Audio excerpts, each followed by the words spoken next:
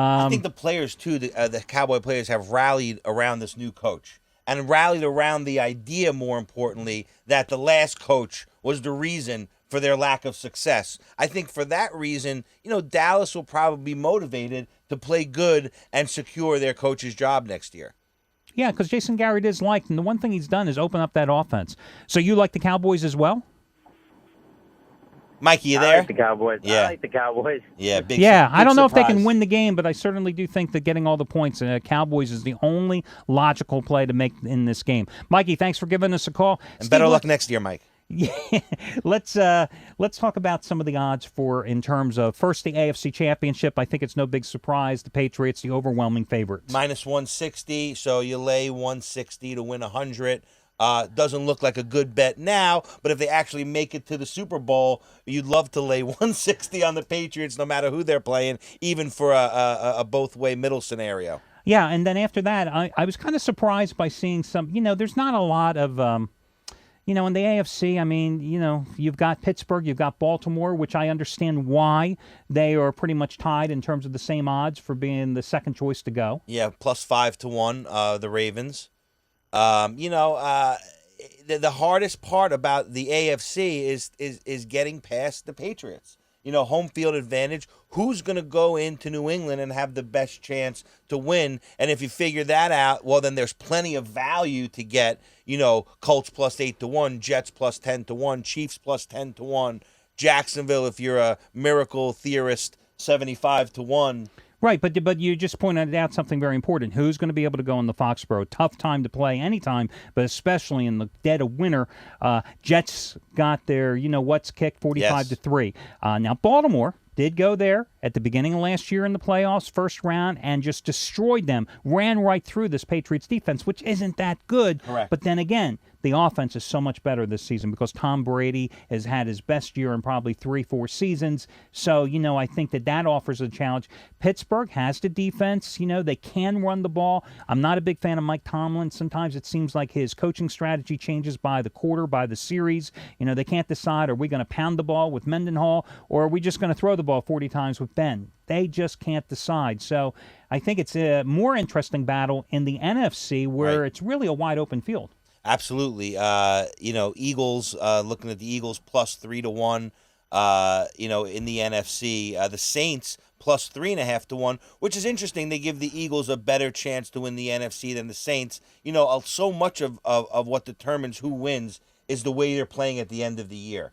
And no one knows this better than the Saints. This is a veteran team with a veteran quarterback, and they're very aware that how they play right now is very important. Eagles, well, if you take out the last quarter that they played against the Giants when they came back and buried me and all my clients, they really haven't played good ball in 2 weeks. No. The Eagles are not playing good ball. 3 to 1 on the Eagles is a little too cheap. I don't know if I would take that action. No, and I'll tell you what, then you look at the favorites. I mean, you've got the Falcons, of course, the overwhelming favorites. Did the Falcons impress you Monday night at home against the Saints? They certainly didn't impress me with their conservative play calling, totally outplayed by a Saints team that, yes, had a lot to play for, but so did the Falcons, having won 8 in a row, dominant at home, and they just didn't show up. And that's the thing with the Eagles and the Falcons. Their last 2 games, they did not play well. The Eagles more so than even the Falcons. At least the Falcons were playing a real team, and the Saints, where the Eagles were playing a nothing team with a rookie quarterback and Joe Webb. And the Vikings, the Chicago Bears also plus 2 to 1. Plus 2 to 1. But the Bears have holes. This is a team that just got beat by the Jets. They just beat the Jets, but the Jets scored all those points against them. I thought I was watching an NBA game. It was the last guy with the ball was going to score and win that game, and that's exactly how it happened. And the Jets aren't known for their offense. No. The Jets have a very poor offense. So when they come out and light you up like a Christmas tree, you have major problems. I mean, that Bears defense made Mark Sanchez look like Brett Favre in his prime from 15 years ago. I mean, it was a pathetic performance. And the thing that sticks in my crawl now in evaluating, hindsight is a great thing as a handicapper. So now I look back and I see this Bears winning streak, and it's a nice body of work how they've won 7 of their last 8 games. Yeah, they've played great. They've overachieved. Absolutely. They beat the Eagles at home. Yep. But then I'm going, really, have the Eagles played that well? And they certainly have flaws. And the one bona fide contender they played, the New England Patriots, in the snow, they're still looking to score their first touchdown. Jay Kettler still hasn't sniffed the end zone against the Patriots. So I think that this is a team that is certainly flawed. I mean, of all the teams, if you said, which team are you going to make the wager on right now, I think the smart money investment move is to grab the defending champion Saints. I agree. Because I don't think going through the road, being a wild card, you had mentioned earlier which team is playing best right now. I always look for teams that hit their lull in the middle part of the season and then accelerate toward the end. I don't like a front-loaded team, a team that comes out of the gate 8-1 and then finishes 12-4. That's not an impressive team. That's not a team with momentum. Saints right now, after the Falcons win, they've got the momentum. Yeah, and a lot of people think that New England has peaked a little too early. I think that's wishful thinking. But from a value standpoint, there's just no value in betting New England. So the first thing as a gambler that you have to do in betting these futures is you have to throw the biggest favorite right off the board. When you bet a future, you're actually saying, I'm hoping that there's some type of surprise. And now you try to figure out what the best chance of that surprise could be. I took +5-1 with New Orleans to win their division just 4 weeks ago. I also took +15-1 with the Steelers. Week 3, we talked about it on the show. So the Steelers, we talked about earlier today, the gut.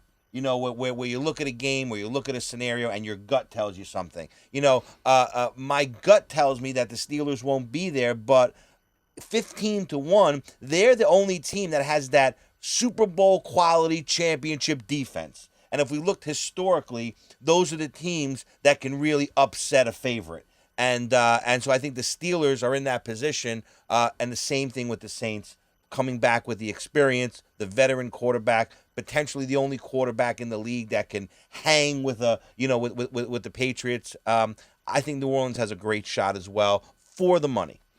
Problem with the Saints, though, they're going to have to go, if they don't win the NFC South, listen, they're going to have to go hit the road. The Saints had the luxury of playing at home, playing indoors. They're a much different team when they play inside on artificial turf without the elements affecting them. So putting them outside, certainly a risk factor there. Another interesting, and look, all these futures or prop plays, it's like the 400 prop plays they have on Super Bowl Sunday. I think another interesting one is the early Super Bowl line, which you don't know who the plays or the teams are, but right now the AFC is a 3.5-point favorite over the NFC. How can you not take the AFC and put a couple shekels down on this one? Because if the Patriots are playing, I don't care if they're playing the Saints, I don't care who they're playing, they're laying more than 3.5. So why not take, if you think the Patriots are the odds-on favorite, no pun intended, laying 3.5 right now? Well, you can also take the Patriots themselves and actually get +140 to win the Super Bowl, which, short of an injury, I think they, with home field advantage, they definitely get to the Super Bowl. I don't know if they'll cover their way to the Super Bowl, but they certainly should get there. And, when you're sitting with +140 with the Patriots in the Super Bowl, you've got a lot of room there to make all kinds of, decisions with hedging. Right, and there you've got the Saints. What are the Saints? The Saints 1,000? Are +10-1. 10-1, right. 10-1 right there. So there's another one. I mean, you've got the Ravens and the Steelers you've got the Steelers and the Falcons at +5-1. Correct. You've got the Bears at +8-1. That's a dumb play. Right. You've got the Eagles, who, prior to playing Minnesota, everybody was in love with the Eagles. They were the NFC's destiny darlings. Hey, you've got them at 12-1. Okay, they stunk up the joint against the Vikings, but this team can score points. They might be a great play. I like the Eagles at 12-1 because of that number, because they're a team that can beat any team in any conditions on any day. When the Eagles are clicking and just just ask anyone, they can put up a lot of points in a quick amount of time, and they can overcome a lot of mistakes and a lot of bad play quickly. So at 12-1, I do think the Eagles are a value.